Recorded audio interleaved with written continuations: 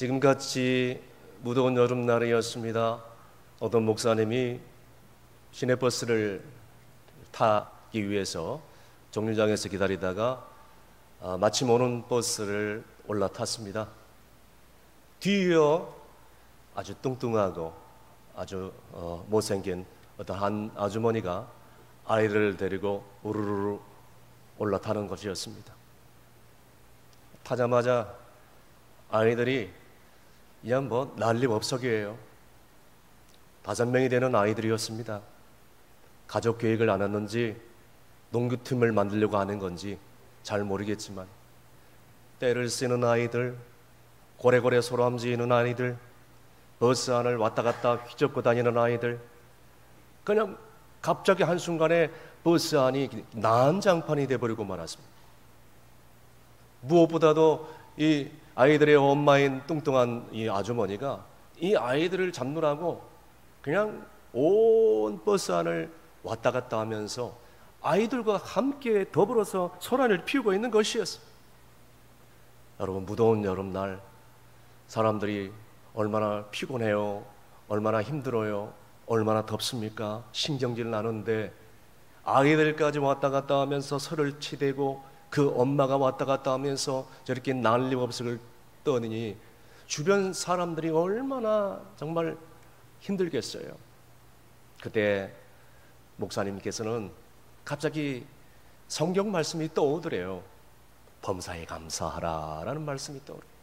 그래서 감사해야지 마음 먹으면서 하나님께 이렇게 기도를 드렸다고 합니다. 하나님 아버지, 저 뚱뚱한 못생긴 여자가 제 아내가 아닌 것을 감사를 드리옵나이다.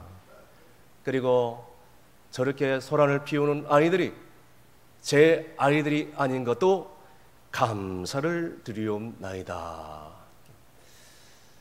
물론 이 목사님이 정말 그런 아내와 아이들과 같이 살지 않는 것에 대해서 감사하는 마음이 들어서 또 그것도 감사하겠지만, 반면에 그렇지 않는 그런 아내와 그런 뚱뚱한 아내, 그렇게 소란을 피우는 그런 아이들과 함께 살아간다면 이 목사님은 과연 마음속에 진정한 감사가 우러러 나왔을지 저는 궁금할 뿐이에요. 사랑하는 성도 여러분, 우리가 감사할 수 있는 조건에서 감사하는 것은 누구나 할 수 있는 일입니다. 여러분, 우리가 정말 좋은 남편도 있고 좋은 부모도 있고 자녀들도 좋은 자녀들이 있고 또 앞길이 다 열려가지고 그리고 가정이 믿음의 가문이 되어서 화평하고 모자람이 없고 늘 웃음거리가 넘치는 이런 가정에서 건강하고 모든 일이 술술 잘 풀리고 형통할 때 이렇게 감사하는 것은 불신자들도 할 수 있느냐는 거예요. 그런데 성숙한 신앙인의 감사는 그럼에도 불구하고 없는 것에서 감사하는, 감사할 수 없는 조건 속에서도 감사하는 사람이 바로 성숙한 믿음의 사람이라는 것을 우리는 잊지 말아야 될 것입니다. 그래서 사람들은 3가지 종류의 감사를 한다고 하지요. 첫 번째는 감사를 하지 않는 사람이죠.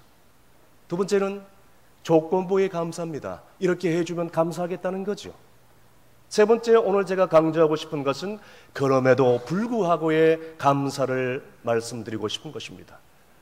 여러분들은 이 3가지 종류 중에서 어떤 부류에 속합니까?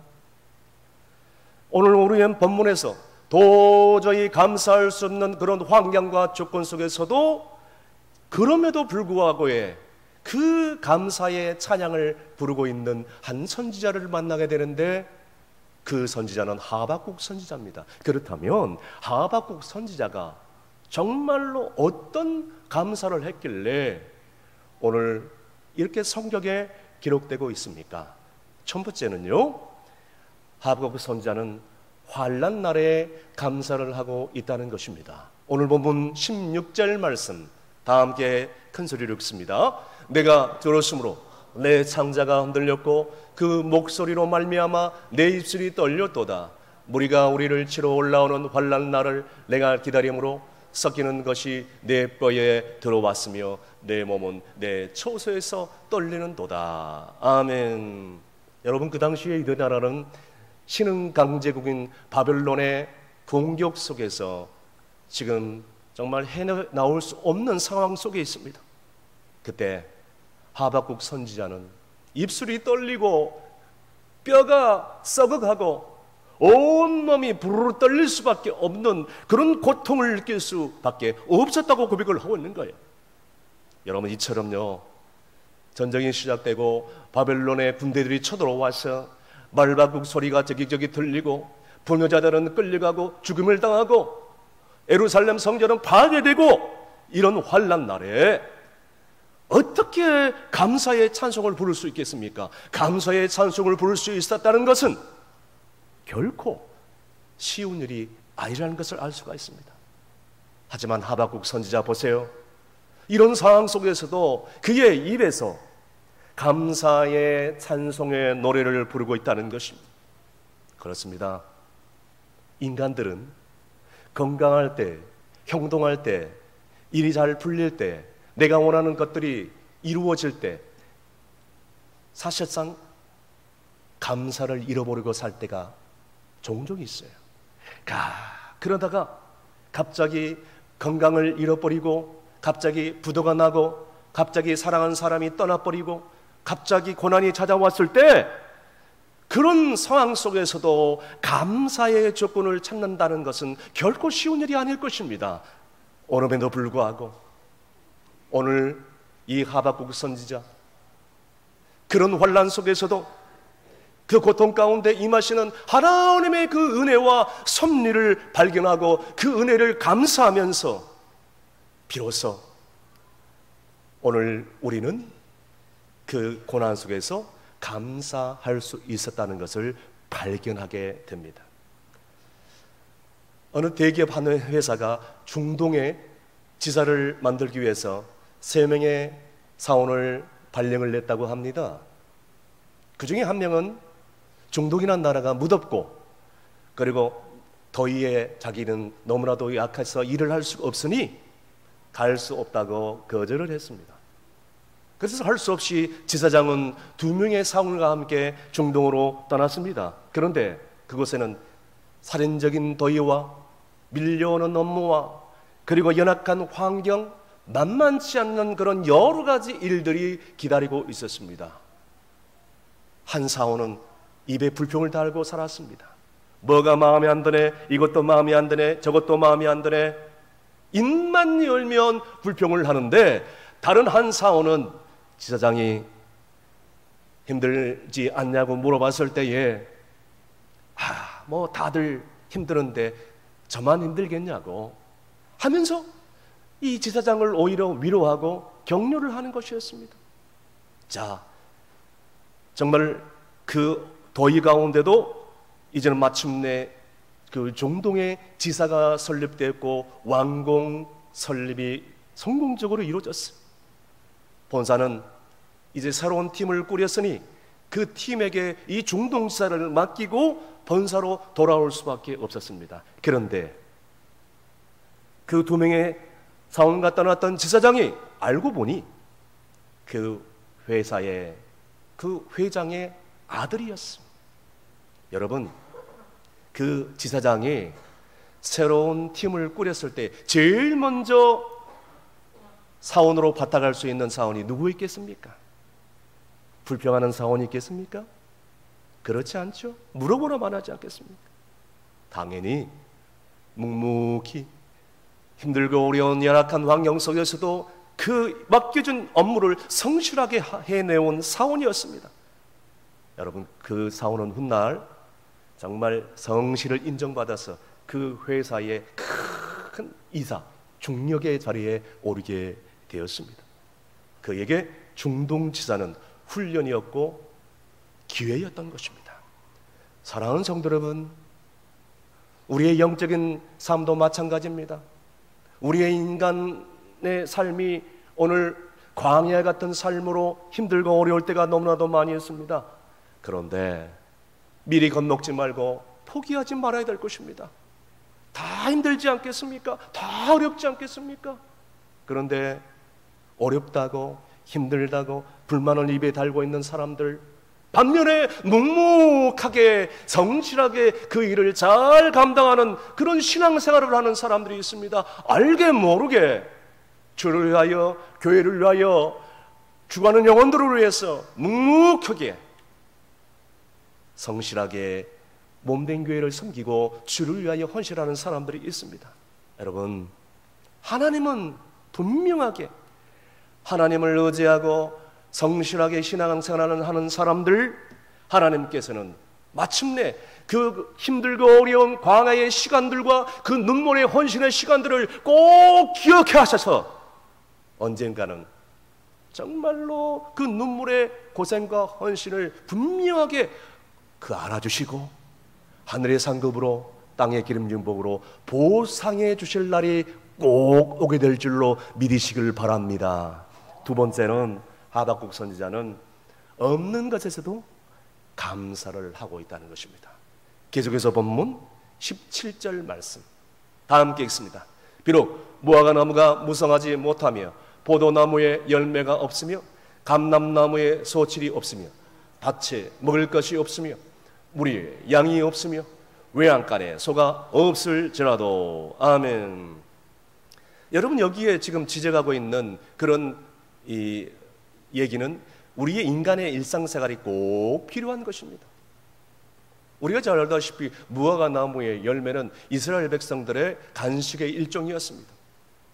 그리고 포도나무의 열매는요, 주스를 만드는 데 필요했고요, 무화과 나무의 열매는 기름을 만드는 데 필요로 했다는 것이에요. 우리의 양들은 고기가 얼마나 맛있습니까? 양의 털로 옷을 입혔습니다. 그리고 소는 논밭에 일하는데 꼭 필요한 수단이었습니다. 그리고 무엇보다도 소와 양은 하나님께 제사를 드리는데 꼭 필수적으로 필요한 제물이었다는 것을 알 수가 있습니다. 그런데 이 하박국 선지자를 보십시오. 이 모든 것, 인간 생활에 필요한 필수적인 이런 모든 것들이 다 없을지라도 나는 여호와라 인하여 즐거워하며 그럼에도 불구하고의 감사를 드리고 있다는 것입니다. 사랑하는 성도 여러분, 지금까지 하나님의 은혜를 얼마나 많이 받았습니까? 찬송가의 가사처럼 받은 복을 세어 보십시오. 하나님 주시는 은혜가 얼마나 많이 있습니까? 그런데 그렇게 많은 복을 받았음에도 불구하고 있는 것으로 인하여 감사하지 못하고 없는 것만 발견하고 불평하고 있지 않습니까? 여러분, 불평하는 사람들은요, 모든 것이 다 완벽하게 주어졌더라도 불평할 수 없습니다. 할 수 있습니다. 왠지 아십니까?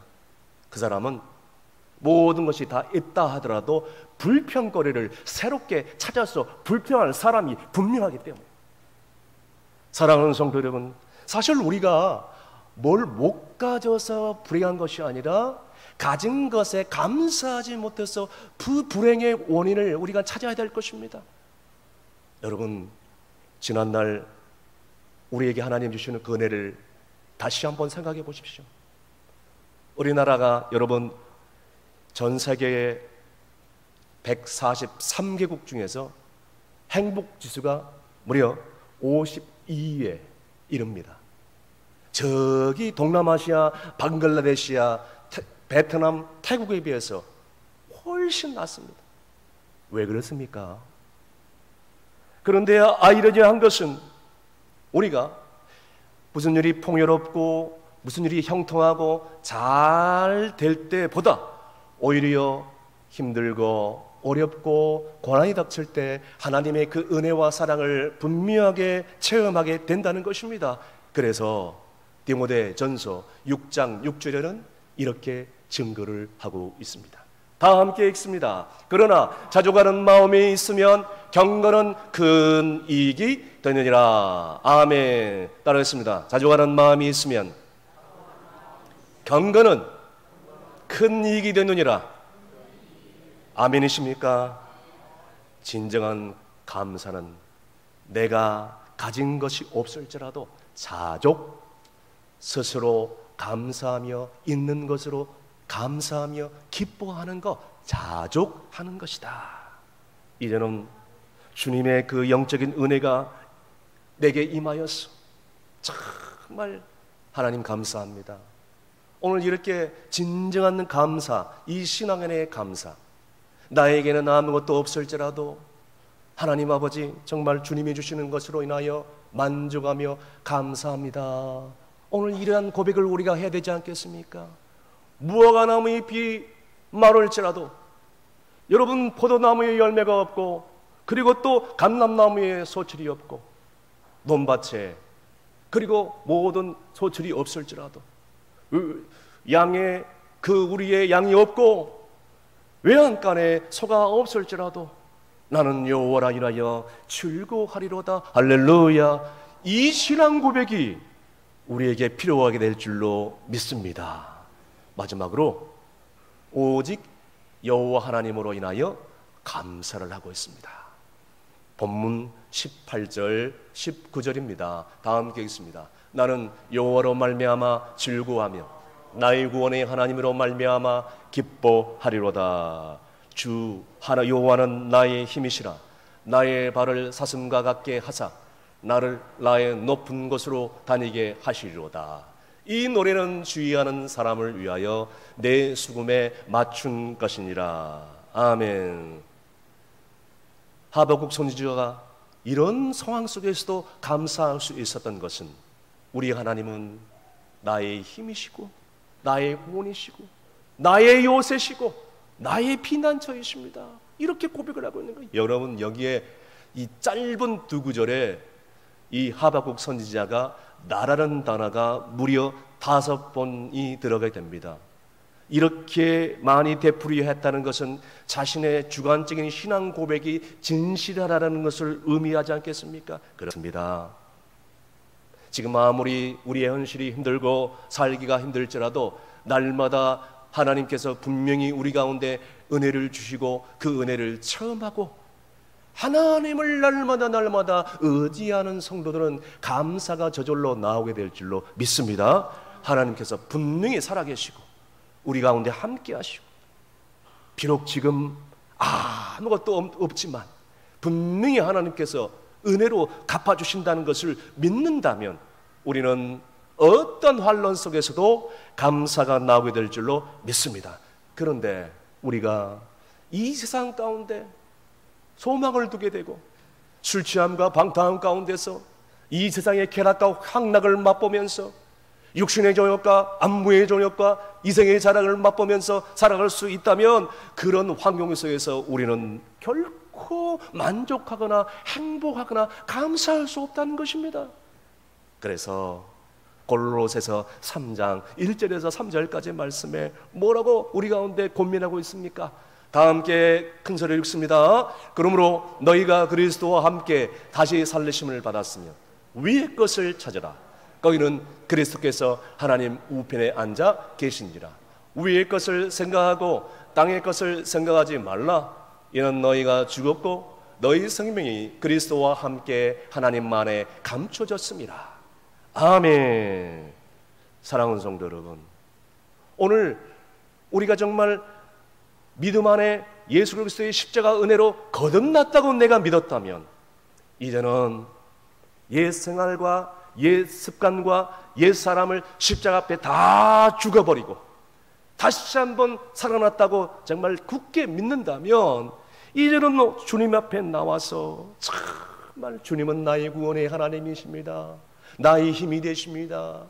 나의 능력이 되십니다. 하나님 없이는 아무것도 할 수 없습니다 하면서 주님께 소망을 두면서 즐거워하며 예배해야 될 줄로 믿으시길 바랍니다. 지금은 천국에 가셨지만 아주 오래전에 암으로 투명하다가 이제 세상을 떠난 천국에 가신 젊은 집사님, 저는 지금도 기억을 하고 있습니다. 병실의 교구 식구들과 여전도 회원들과 함께 신방을 갔는데 이제 이 집사님이 마지막이랄 것이라는 생각이 들어서 이 집사님 혹여 오늘 이 신방이 마지막이 되지 않겠는가 하는 마음으로 급하게 신방을 간 것이었습니다.